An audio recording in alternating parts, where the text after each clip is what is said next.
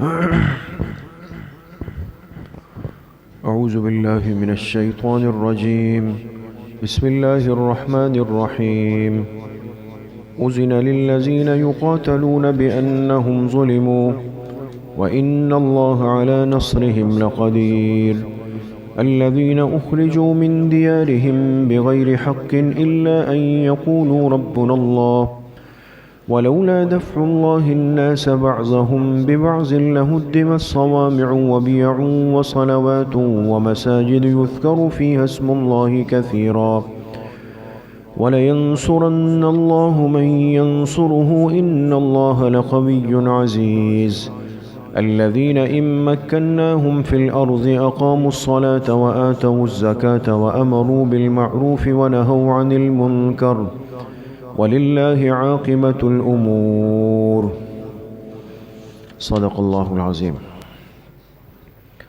یہ سورۃ الحج کی آیت نمبر 39، 40 اور 41، یہ 3 آیتیں آپ حضرات کے سامنے پڑھی گئی۔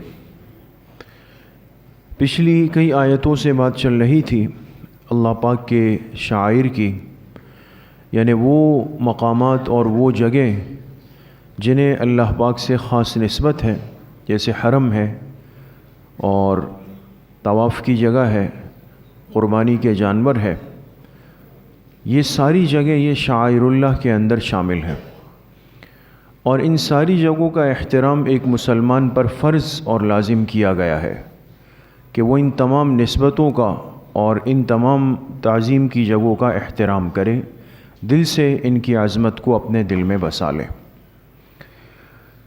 بعض دفعہ انسان اپنے دین پر عمل کرنا چاہتا ہے اور دینی شعائر کی بے احترامی سے بچنا بھی چاہتا ہے، لیکن اس کے لیے کوئی چیز رکاوٹ بن جاتی ہے، ایسا کوئی ظالم اور ایسا کوئی نافرمان آتا ہے جو اللہ پاک کے دین کی شعائر کی بے احترامی کرنے میں لگ جاتا ہے، یا ایک مسلمان کو مجبور کرتا ہے کہ یہ اپنے دین پر صحیح طریقے سے عمل نہ کرے۔ خلاصہ یہ ہے کہ ایک مسلمان پر زبردستی ظلم اور زیادتی کی جائے تاکہ یہ اپنے دین سے رک جائے، یا دین کی صحیح ترتیب پر عمل نہ کر سکے، یا مسلمانوں کی شعائر کی بے احترامی اور بے توقیری کی جائے۔ ایسی صورت میں ایک مسلمان کیا طریقہ اختیار کرے گا؟ اس کے پاس کیا حل ہے اپنے ایمان کی حفاظت کا، اپنے شعائر کی حفاظت کا، اپنے مقدس مقامات کی حفاظت کا؟ تو اس کا حل اور اس کا جو راستہ ہے وہ اللہ پاک نے آج کی آیات میں بیان فرمایا ہے۔ ان آیات کا ترجمہ ہے اذن للذین یقاتلون بانہم ظلموا، اجازت دی گئی ان لوگوں کو جن سے لڑائی کی گئی بسبب اس کے کہ ان پر ظلم کیا گیا۔ وَإِنَّ اللَّهَ عَلَى نَصْرِهِمْ لَقَدِيرٌ، اور بے شک اللہ پاک ایمان والوں کی مدد پہ قدرت رکھنے والے ہیں۔ الذین، یہ وہ لوگ ہیں اخرجوا من دیارہم بغیر حق، جنہیں ان کے گھروں سے ناحق نکالا گیا، الا ان یقولوا ربنا اللہ، ان کو گھروں سے بے گھر کرنے کی وجہ صرف یہ تھی کہ ان کا کہنا تھا کہ ہمارا رب اللہ ہے۔ ولولا دفع اللہ الناس بعضهم ببعض، اگر اللہ تعالیٰ لوگوں میں سے بعض کے ذریعے سے بعض کو دور نہ فرماتے، دفع نہ فرماتے، تو لہدمت، تو گرا دیے جاتے، صوامع، عبادت خانے، وبیع، اور گرجے جو عیسائیوں کے ہیں، وصلوات، اور یہود کے عبادت خانے، ومساجد، اور وہ مسجدیں یذکر فیہا اسم اللہ کثیرا، جس میں اللہ پاک کا ذکر کثرت سے کیا جاتا ہے۔ وَلَيَنْصُرَنَّ اللَّهُ مَن يَنْصُرُهُ، اللہ تعالیٰ ضرور بالضرور مدد فرماتے ہیں ہر اس شخص کی جو اللہ کے دین کی مدد کرتا ہے۔ ان اللہ لقوی عزیز، بے شک اللہ پاک کی ذات ہی طاقتور ہے اور غلبے والی ہے۔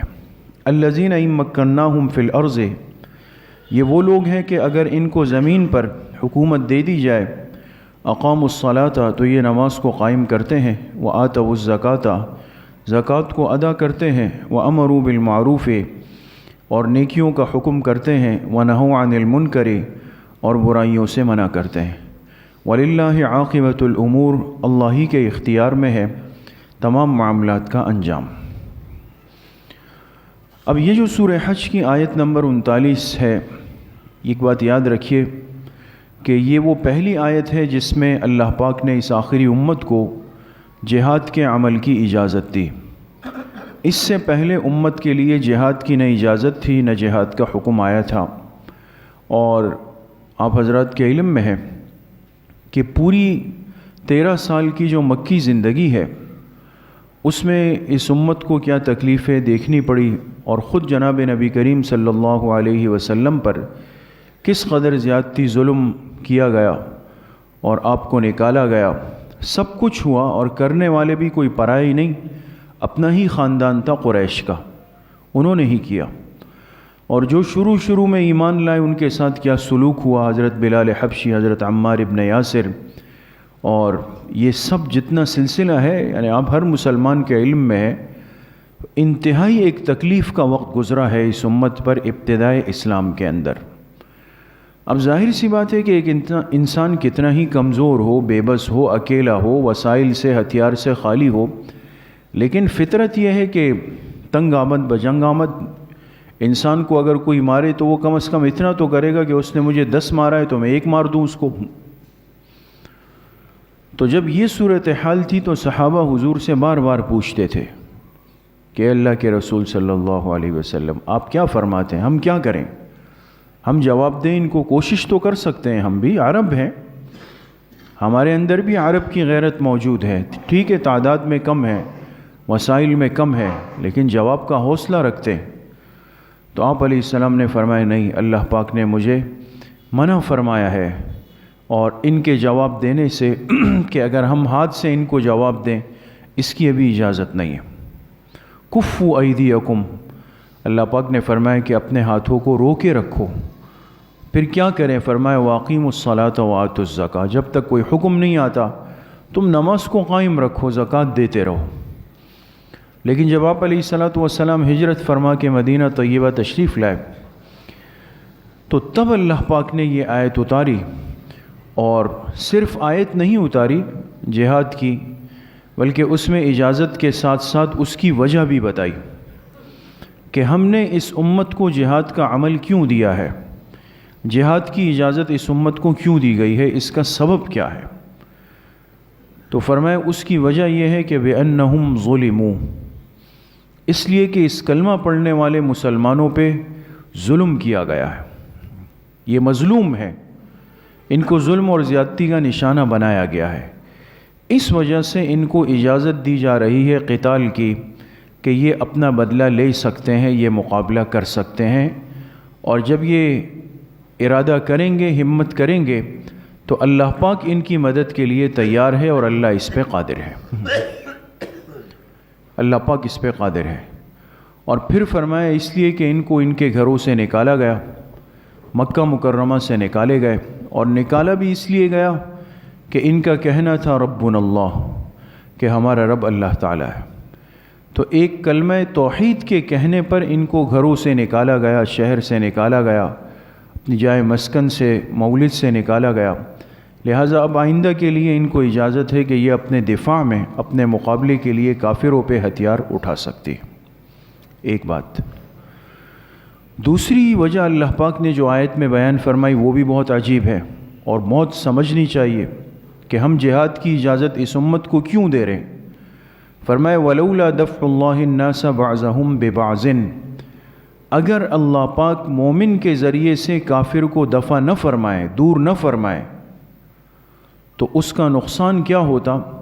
लहुद्दिमत सवामिउ व बियउन व सलवातुन व मसाजिदु। सवामिअ कहते हैं खिलवत खाने को। आप जानते हैं बाज़ जो नेक सूफिया अल्लाह वाले लोग होते हैं ये गोशा नशीनी को पसंद करते हैं, गोशा नशीनी इख्तियार करते हैं और ऐसी जगहों पे जाकर अल्लाह पाक के ज़िक्र में मशगूल हो जाते हैं। आजकल हम अपनी ज़बान में कहते हैं भाई ये खानक़ाहें हैं। अब तो खानक़ाहें शहरों में हर जगह पर है, लेकिन पहले एक तसव्वुर ये था कि बिल्कुल आबादी से दूर हो, इन आबादी से कटे हुए हों, ऐसी जगहों पे बैठकर तसल्ली और सुकून के साथ अल्लाह पाक को याद किया जाए। اس کو صوامع کہتے ہیں، جہاں صوفیہ درویش دنیا سے دور لوگ جا کر بیٹھ جاتے ہیں، اور بیع کہتے ہیں جو عیسائیوں کے گرجے ہیں، چرچ ہے، اور صلوات کہتے ہیں جو یہود کے معبد خانے ہیں جہاں یہ عبادت کرتے ہیں، اور مساجد کہتے ہیں جو امت مسلمہ کی عبادت کی جگہ ہے۔ اب اللہ پاک نے تمام آسمانی مذاہب کے عبادت کی جگہوں کو ذکر فرمایا، تو اس کو ذکر کیوں کیا؟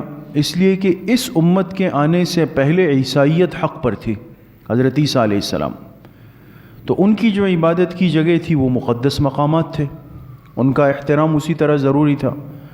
ان سے پہلے یہودیت مذہب برحق تھا، ان کی جو عبادت خانے تھی وہ قابل احترام جگہ تھی۔ اب قیامت تک کے لیے چونکہ آخری امت ہے، آخری پیغمبر ہے، اور اب اللہ کی عبادت کی جو خاص جگہ ہے وہ کون سی ہے؟ وہ مسجدیں۔ لیکن ہر دور کے اعتبار سے یہودیت کے زمانے میں ان کے عبادت خانے، عیسائیوں کے زمانے میں ان کے عبادت خانے، اور اب حضور علیہ الصلاۃ والسلام سے لے کر قیامت تک کے لیے اس امت کی جو مسجدیں ہیں یہ عبادت خانے، یہ قابل احترام، قابل تعظیم جگہیں۔ اللہ نے فرمایا اگر جہاد کا عمل نہیں ہوتا، ظلم کو اور کفر کو روکنے والا کوئی نہ ہوتا، تو یہ سارے عبادت خانے اور احترام کی جگہ گرا دی جاتی۔ یہ قرآن کہہ رہا ہے لہدمت، یہ سب کے سب گرا دیے جاتے۔ کیوں؟ اس لیے کہ باطل کو کبھی بھی دنیا میں توحید برداشت نہیں ہے، اللہ کی بڑائی برداشت نہیں ہے، اللہ کی عظمت کے تذکرے برداشت نہیں ہے، کبھی بھی نہیں ہے۔ لیکن اللہ نے اس عمل میں ایک رعب رکھا ہے، یہ تو ہمارا ایمان عقیدہ ہے۔ اس لیے حدیث پاک میں آتا ہے اذا ترکتم الجہاد لسلط اللہ علیکم الذلہ، فرمایا یہ امت اگر اجتماعی طور پہ جہاد کا عمل چھوڑے گی اللہ ان پر ذلت مسلط کریں گے اجتماعی طور پہ۔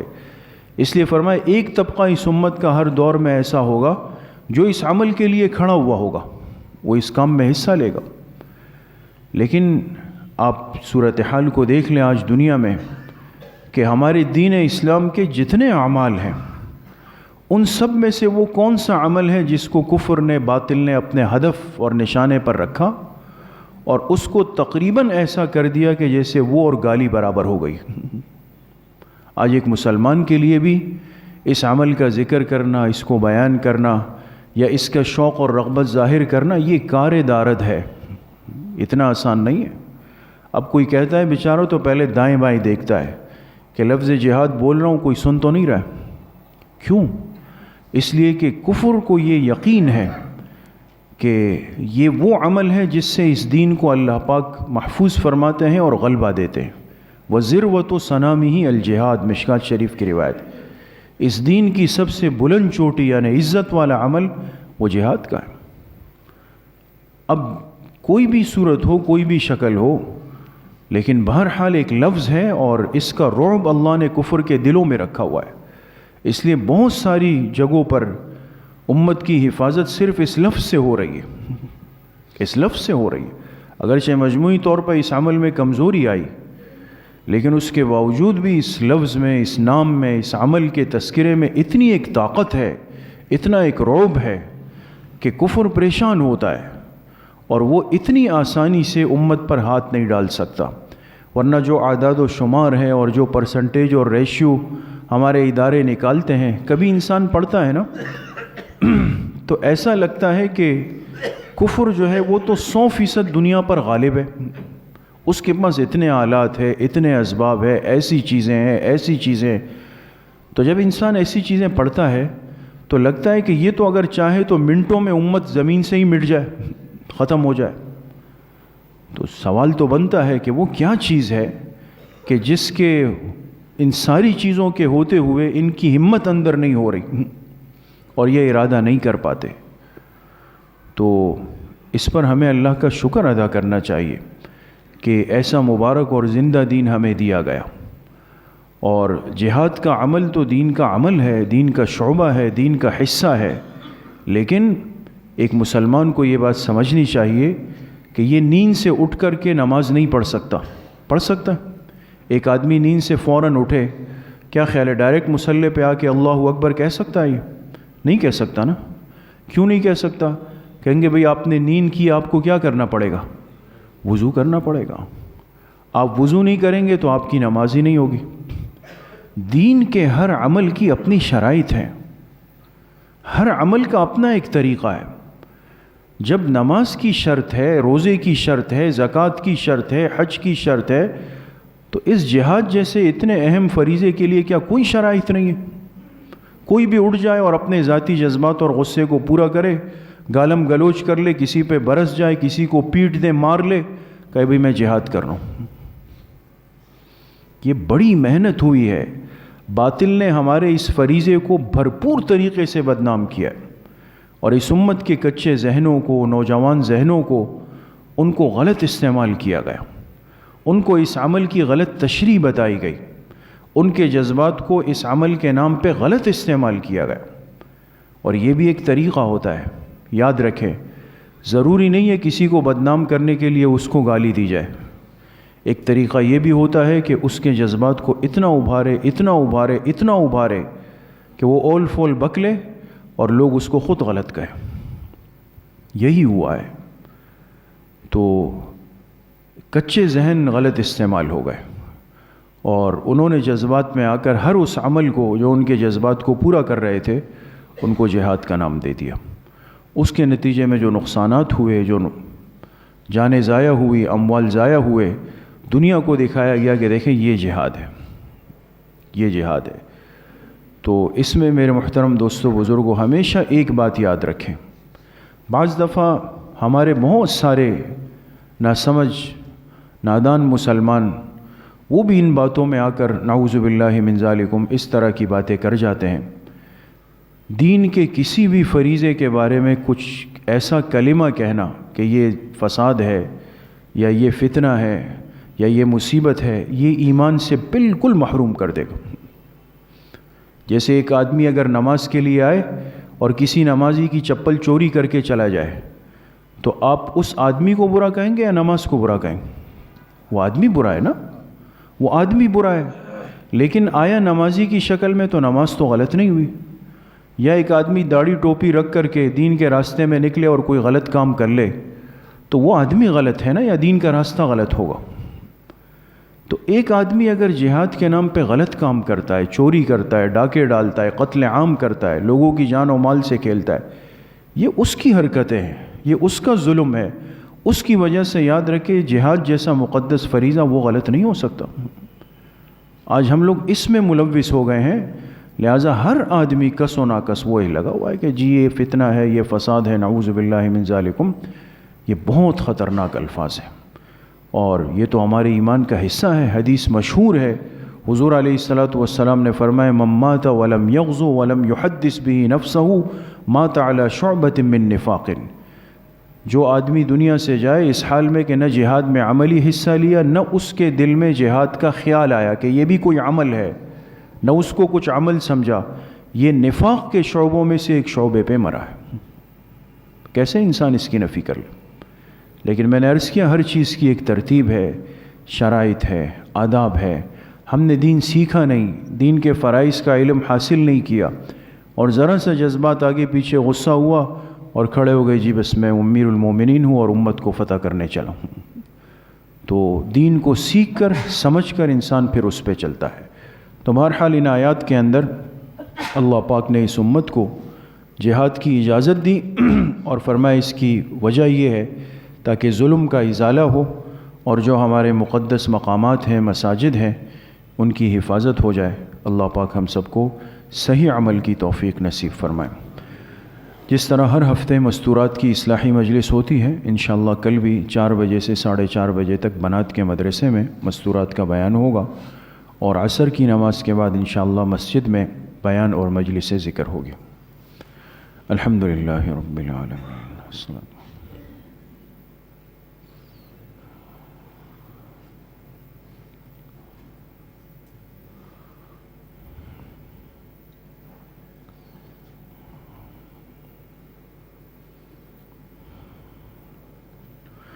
وصلی اللہ وسلم علی نبینا محمد وآلہ واصحابہ اجمعین برحمتک.